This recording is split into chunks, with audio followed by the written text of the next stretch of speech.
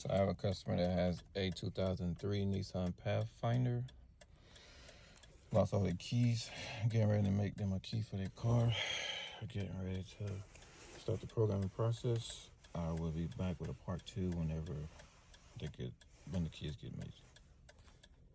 So I just finished programming these keys to the car, and customer wanted an extra key. Their battery is dead, but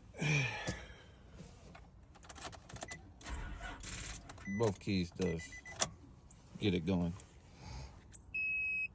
2003 Nissan Pathfinder. Not a successful job.